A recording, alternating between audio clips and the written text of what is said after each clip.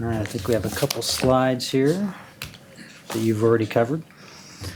So mine begins on the first slide here with trends, which I think we've shown the last two presentations. And so as an energy delivery standpoint, there are a few of these that come to mind pretty readily for us. Specifically customer expectations and desires and how they're changing. And so if you think about all the things we have today that run off electricity, the tolerance for power disruptions is beginning to change because it interrupts our life in a way that it never used to. And customers now are also expecting to know detailed information because of things like they have access to with their phone. So when they have an outage, they want to know, what's driving the outage? Do you have somebody on the way? How long am I going to be out? Things of that nature, which in the past we didn't have that same type of focus on. We also have customers now who have interest in putting generators at their house, specifically solar and at some point in time batteries. And so those desires are changing, and we need to keep an eye on those. There's also a changing grid dynamics that's going on. So OPPD is part of a very large market that spans from Canada all the way down to Texas. And so as we're integrated with other utilities, when changes are made in generators, generator availabilities, generator locations, load and load locations, you think about Bitcoin and how they kind of just show up one day and you have a lot of additional load that you have to work through. That changes the power flows on the system, and that changes the way that we have to be able to configure and be able to keep those systems reliable. We also have new technologies that are showing up in the market that weren't there just a few years ago. And an interesting timing is as these improve, utilities like ourselves are also looking at our aging assets and looking at opportunities that may come from that new technology. So if I can take one type of asset that's performed a great function for a while and replace it at a similar cost with another asset that can perform 2 or 3 different functions, there's a lot of value and excitement in that from a utility standpoint. There's also some, as far as some of that functionality, some of those new pieces of equipment may have remote control access that you haven't had before. They may have real-time system health. So there's a lot of new things going on that's pretty exciting from a utility standpoint. But as we look at these trends, we also have to think about, so what steps do we need to take to make sure that we're able to meet our customers' changing desires, to be ready for that, and also stay vibrant in this energy market, which spans many, many states and across many different regions. This next depiction here is a very simple depiction of what the power grid looks like, and it's very simplified. One of the things that I've learned as I've transitioned into the T&D world is it's not easy, and there's a lot of complicated pieces of equipment and engineering that goes behind this. But this is a good depiction of generally how things look. So if you look at the yellow bands around that's kind of represents the lines that are out there and our capability of moving power across the grid. If you look at the green little section there, that's on communications. And that area of communications where we have purview in the system is somewhat limited in that case. You can start to see how there's little bits of houses showing up with solar. We've got an EV in there. And what's interesting, though, is this grid was really built, though, on the premise that you're going to have a large generating unit providing the electricity to serve the customer that runs across transmission and distribution. It wasn't built for two-way distribution of power back and forth between customer and utility. And but it has served us very well. We have a reliable system, we have good security, and we have pretty low cost. But unfortunately, in today's time, all of our real-time data comes from substations and generators. So what happens there is for us to actually know when there's an outage, customers have to tell us. If it's a huge circuit and trips a breaker back at the substation, we know. But if it's a neighborhood, we are depending on customers to let us know that they are out. And the more customers that tell us, the better option and timing we have to figure out where the location of the issue is to get folks out. Now that construct kind of slows down the restoration process a little bit. But I do want to also highlight here, this is pretty common in the utility space. Most utilities are still kind of in this configuration. What we are seeing, though, is this transition to a more complex state of a grid here, and one of the things you'll really notice is the additional green from a communication standpoint. So seeing beyond the substation, seeing to the level of the residence or business or home, and being able to see things going on at a much more granular level than we have in the past. A system like this would provide real-time data all the way down to the house. It could, at some point in time, if looked at correctly, provide you health information. So what's going on? Is voltages changing? Do we have disruptions? Do we have trees hitting lines? And it allows you to more readily adapt to those changing situations.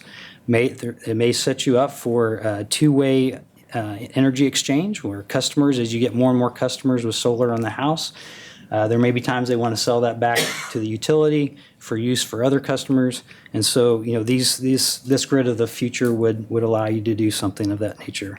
Predictive analytics of assets, since you have more devices that are smart on the grid that can kind of see what is going on with your equipment. They can tell you when you're getting close to failure in many cases. And so if you think about your home, it sure would be great to know when your TV or your refrigerator or any of those other important items are getting ready to fail.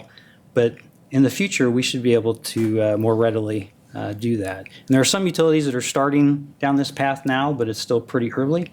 But it's exciting from a utility standpoint to think about being able to fix things before the customers actually see the outcome of that.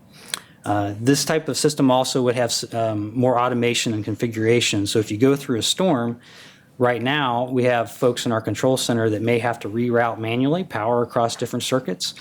Well, there's technology that's been developed that is starting to be used that can do that much more quickly, so that many customers would see less outage time in that period.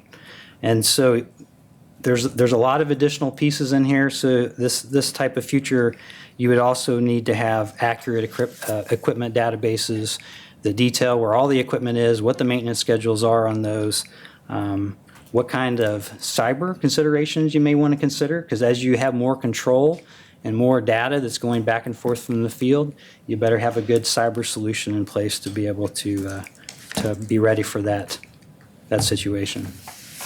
So that leads us right into the initiative itself.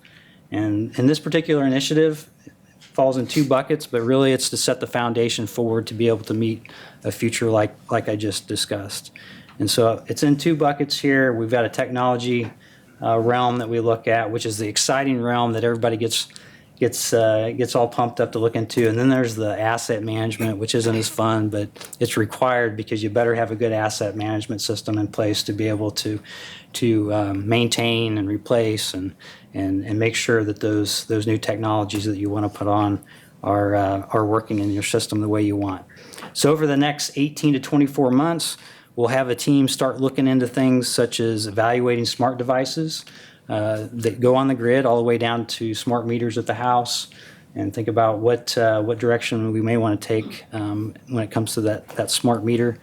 We need to understand what it takes to transmit and store and manage all of this data, because there's a lot of data that comes with this, and not just store it, but how do you utilize it? How do you leverage it? How do you put it into your operations? I'd mentioned cybersecurity, so that's going to be a piece that we'll have to look at pretty heavily too. There's a lot of considerations around that. What are the current regulatory requirements, and where may they be heading? A lot of our regulations is really more focused on the transmission and bulk electric grid right now, but as you have more control down to the distribution level, we would assume that those regulations would continue to change over time. We also need to look at how do we integrate this data and put it and use visualization tools for us to be able to do something with it and make decisions much quicker and faster than we do today. Can you imagine your car, which has this nice dashboard that tells you your speed and where your gas is and maybe the heat? What if that just fell into a database and you couldn't see it? Well, it'd be very hard to control your car and do the things you want to do with it and know what its health is. And so you have to have all these things set up to be able to go down this path. And something else that's probably pretty important to really highlight here is this has to be integrated with the other initiatives that are going on. Specifically, for instance, if Julie's initiative were to discover that, hey, customers really want to see real-time information on where OPPD's trucks are and why are they in my neighborhood and why are they digging in my neighbor's backyard, that we have the systems in place, that we have the foundation to be able to do that. If Mary's decommissioning, sorry about that, decarbonization studies were to have a particular path, we know that as your asset mix changes, there are physical characteristics on the grid that you need to be able to account for. And there are new technologies that go on the grid that they can help make that transition a lot easier. And back to the not so fun piece, asset management. As I mentioned, we have to make sure that we're ready to manage all those assets. And something that a lot of folks don't think about is many of the smart assets that you have, they have telecommunication capability on them, but they also have batteries for backup. And so if you put 5,000, 10,000 of these devices on your system, and most of those batteries you have to replace every 3 to 5 years, you better know what it's going to take from a resource standpoint and a timing standpoint to be able to manage all of that. As we go through that asset management review, I think we've all heard Javier talk about ISO 55000. That'll be the premise for or construct of how we look at maintaining our assets. And for those who don't know, it's a best practices and standards that was developed by several leading companies throughout many different industries, and has proven itself time and time again to be a very good way to manage your assets. But while we walk through this journey, we'll make sure that we enhance reliability and resiliency margins to make sure we improve our customer power experience as we move forward. The next one here, what we know. We know the confluence of aging infrastructure, customer preference changes, and significant technological innovation, and that's from capability all the way down to cost, is taking place all kind of at the same time, which gives us a good chance to start to modernize our utility. To take this level of transformation, we need to collaborate and build enterprise-level functionality. So it can't just be working in my transmission and distribution group. It needs to be throughout the company. Information that I have, the customer group's going to want to have at their fingertips to be able to have conversations when customers call. To take this level, though, we know we need to do it right, and we need the time to do it. There's no margin for error, because when you make these transformations, you're going to spend a lot of money at some point in time, and you want to make sure that you're spending the money in a smart manner that provides the value that you think it's going to provide. This initiative, though, I will say will likely require some outside help. So we'll probably look at consulting services to help us understand how do we integrate some of this stuff better, how does it integrate with systems we currently have, and what other systems we may want to consider in the future as we walk through this. We will not sacrifice our commitment to balancing safety, reliability, affordability, and that environmental impact as we walk through this. Our mission is to continue to strengthen our reliability and resiliency while accommodating and leveraging many new and very exciting technologies. What we don't know. So right now we're planning on 18 to 24 months to walk through this analysis and develop a really strong roadmap. And that's assuming there's no large catastrophes like an additional flood that comes into place or something unexpected. And we just know we may have to adjust as we go along.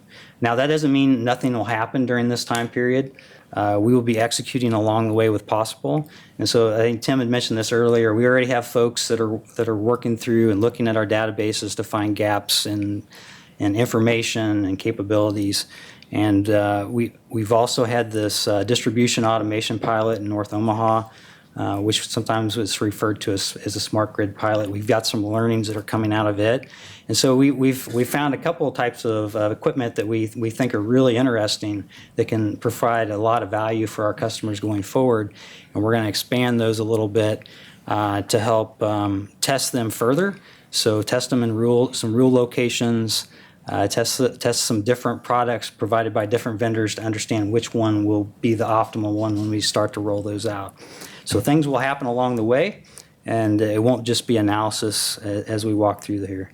And to the point of all this, we need to be also in lockstep with Kate's initiative specifically to ensure that the technology foundation she's putting in place helps support where we want to go as an organization. And that takes a lot of time and integration.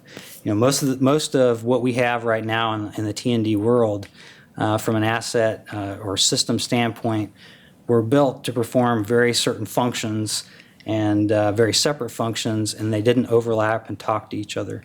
And then in the future, that'll need to change, and we'll need to figure out how to do that from an organizational standpoint to make sure we have good flow of data between all of them.